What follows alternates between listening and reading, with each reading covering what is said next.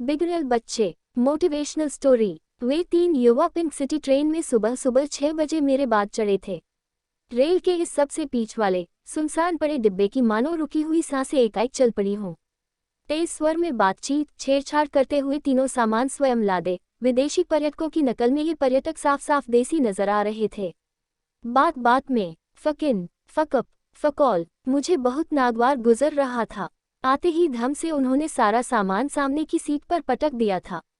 एक खुल्लम खुल्ला सी मध्यवर्गीय मगर आधुनिक किस्म की लापरवाही उनकी हर बात से झलक रही थी, चाहे वह बातचीत का लहजा, सामान फेंकने का ढंग, चाल ढाल या की बाल हो, चप्पलें हो, चाहे बिना मोजे वाले जूते हो या फेडेड जीन्स हो। वे जो कर रहे थे उनकी नज़र में फैशन था, आधुनिकता थी। इस आधुनिकता में उनका मध्यवर्गीय अभाव कुछ ढक रहा था तो कुछ उघड़ रहा था। पिंक सिटी दिल्ली के सराय रोहिल्ला स्टेशन से सीधे 6 बजे चलती है और दोपहर 3 बजे जयपुर पहुंचती है। सुबह 5:30 बजे ही मुझे मेरा बेटा ट्रेन में बिठाकर, सामान व्यवस्थित कर, एक कप एस्प्रेसो कॉफ़ी सामने के स्टॉल से लाकर मुझे पकड़ाकर चला गया था। पहले से बैठा, बल्कि खाली बैठा भारतीय यात्री, उस पर महिला यात्री और फिर मेरे जैसा कल्पनाशील यात्री। हर नए चढ़ने वाले यात्री की वेशभूषा, शक्ल, बातचीत के लहजे, नामों के चलन के अनुसार उसका प्रदेश परिवेश भांपने का प्रयास करता है। यकीन मानिए, बस वैसा ही कुछ मैं भी कर रही थी। अजीब किस्म का शौक है ना, दूसरों के मामले में नाक घुसाने का नितांत भारतीय शौक। निश्चित रूप से तीनों गोवा के निवासी लग रहे थे, केवल शक्लो सूरत से ही मैंने यह निश्चय नहीं किया था, क्योंकि लड़की ने जो टी शर्ट पहनी थी उस पर सामने ही लिखा था my Goa, the heaven on the earth. गले में काले धागे में चांदी का बड़ा सा क्रॉस लटका हुआ था। यही नहीं, वे कभी अंग्रेजी में और कभी कोंकणी भाषा में बात कर रहे थे। गिटार, कैमरा, वॉकमैन के अलावा 3 पुराने से बैग, ढेर सारे चिप्स और कोल्ड ड्रिंक की बॉटल्स और कुछ पत्रिकाएं लेकर वे तीनों चढ़े थे। और अब वे मेरे एकदम सामने वाली सीटों पर अस्तव्यस्त से जम गए। एक लड़की तो थी ही, बाकी 2 लड़के थे, एक छोटा एक बड़ा।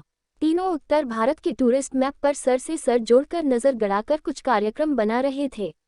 कोंकणी में लापरवाही से उनका कैमरा सीट के कोने में रखा था। मैं मन ही मन को नमूनाए लगता है इन्हें उत्तर भारत, खासतौर पर दिल्ली के जेबकतरों उठाईगिरों का कोई अनुभव ही नहीं है या कभी कुछ सुना भी नहीं। मैंने सोचा आगाह करूं, पर मेरी तरफ डाली गई उनकी उदासीन दृष्टि अब तक मुझे चिढ़ा गई थी। सो मैंने सोचा, हन मुझे ही क्या पड़ी है। मैप देखने के बाद तीनों अपनी अपनी जगह पर खिसक गए। बैग ऊपर वाली बर्थ पर लापरवाही से फेंक दिए गए थे। गिटार बड़े वाले लड़के ने अपने पास गोद में बहुत प्यार से रख लिया, जैसे कोई पालतू जानवर हो।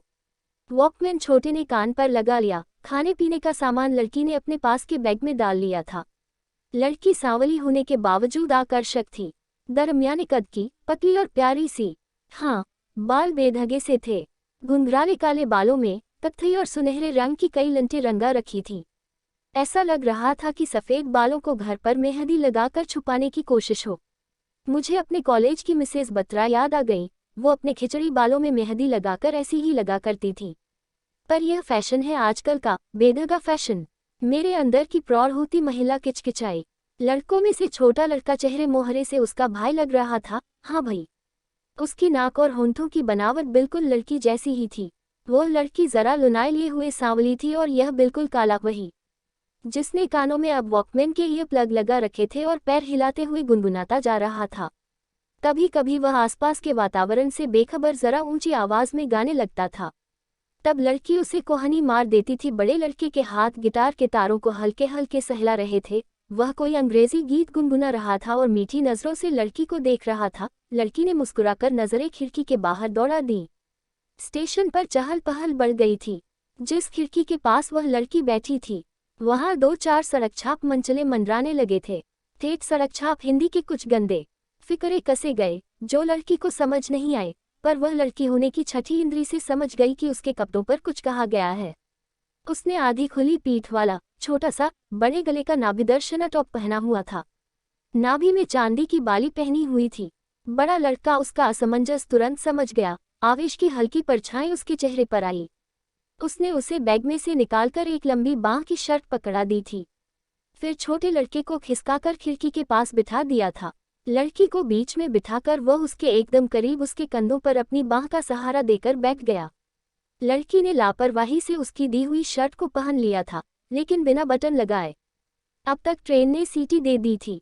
जिन्हें इस ट्रेन में चढ़ना था, चढ़ गए थे और अपनी अपनी जगह खोजने लगे थे। यह एक सेकंड क्लास का डब्बा था। मेरे बगल में एक अधेड़ सज्जन आ बैठे थे और उनकी पत्नी भी। छोटा लड़का अब एकदम मेरे सामने था। उसने हरा बरमूडा और फूलों की छींट वाली पीली शर्ट पहन रखी थी। सामने के कुछ खड़े बाल सुनहरे होने की हद तक ब्लीच किए हुए थे। ट्रेन चलते ही इस छोटे लड़के ने वॉकमैन की आवाज़ बढ़ा दी थी, इतनी कि मैं तक सुन पा रही थी। एक घना शोर और बीच बीच में किसी पॉप गायिका की आवाज़। 1 मिनट बाद जब मुझसे शोर सहन नहीं हुआ तो मैंने उसके पास थोड़ा झुककर पूछ ही लिया, मैडोना है ना? मैंने सोचा वह बात में छिपे व्यंग्य को समझेगा और आवाज़ धीमी कर देगा। हन, उसने कहा। लड़की ने सर हिलाया, बुरा सा मुंह बनाया और कहा, she is not for our generation. He likes Shakira and Britney. मैं साथ लाई किताबों में से कुछ भी नहीं पढ़ पा रही थी। 15 मिनट तक मैं वो कानफड़ू संगीत सुनती रही। अधेड़ व्यक्ति मेरी परेशानी भांप रहे थे। उन्होंने छोटे लड़के के घुटनों पर थपथपाया। उसने ईयरफोन हटाया और उनकी तरफ चिढ़े हुए अंदाज में देखने लगा। इस कहानी के कई भाग हैं। यह कहानी का पहला भाग है। दूसरा भाग दूसरे वीडियो में सुनिएगा। वीडियो को लाइक और चैनल को सब्सक्राइब कीजिए।